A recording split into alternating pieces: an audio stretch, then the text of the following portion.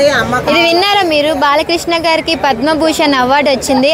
Fans అందరూ కూడా సంబరాలు చేసుకుంటున్నారు. మీకు ఎట్లా అనిపిస్తుంది? నాకు చాలా హ్యాపీగా అనిపిస్తుంది. ఎందుకు తెలుసా, నాకు ఎప్పుడెప్పుడు ఆయనకి ఆ అవార్డు రావాలని నేను ఎప్పుడో మనసులో అనుకున్నా.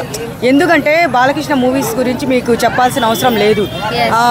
మా రాయలసీమ లాంగ్వేజెస్ కానీ, ఆ ఫైట్స్ కానీ, సీన్స్ కానీ, ఆయన యాక్టింగ్ కానీ, ఆయన డైలాగ్స్ కానీ, ప్రతి ఒక్కటి ఏ సినిమాలో చూసినా కానీ ఆ వాయిస్ ఎవ్వరికి ఉండదు. బాలకృష్ణ గారికి ఉన్న వాయిస్, ఎన్టీ రామారావు గారు తర్వాత ఆ వాయిస్లో పవర్ ఏంటో బాలకృష్ణ గారికే చెందుతుంది. ఎందుకంటే ఏ గెటప్ వేసినా కానీ ఆయనకు చాలా బాగుంటుంది అనమాట. నాకైతే ఎంత సంతోషంగా ఉందో అస్సలు. మొన్న అది డాకు మహారాజ్ మూవీ, ఆ మూవీ అయితే చాలా బాగుంది కదా, అసలు సూపర్ ఉంది. అసలు ఆ వైన్ బాటిల్ ఎగిరేయడము, ఆ సిగరెట్ కాల్చడము, అవన్నీ వెరైటీగా తీశారమ్మా ఆ సినిమాలో మాత్రము. ఈయనకి ఏదన్నా మంచి అవార్డు వస్తే బాగుంటుందని చెప్పేసి ఆ డాకు మహారాజ్ మూవీ అప్పుడే నేను గెస్ట్ చేశాను వస్తుందని.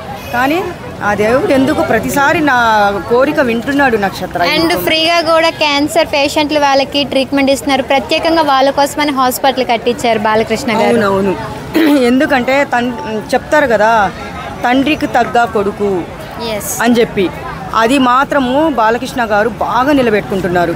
ఆయన రామారావు గారు ఎంత మంచి మనిషి, కొడుకులందరూ ఆయన రూట్లోనే వెళ్తున్నారు ఇప్పటికీ కూడా. అలా ఉండాలి ఫ్యామిలీ అంటే. నాకు వాళ్ళ ఫ్యామిలీని చూస్తే ఎంత గర్వంగా ఉంటుందో నాకు తెలుసా. ఇలా ఉండాలిరా నాయన, నేను వాళ్ళ ఇంట్లో ఎందుకు పుట్టలేదని ఒక్కొక్కసారి బాధేస్తుంది. అందరూ కలిసిపోతారు, ఏమొచ్చినా కానీ అందరూ కలిసిపోతారు. అలాంటి మనిషికి ఇంత మంచి అవార్డు రావడము నిజంగా గర్వం మనం మాకైతే. అంటే ఈ అవార్డుకి తను అర్హుడేనంటారా? 100. అసలు ఎప్పుడో రావాల్సింది.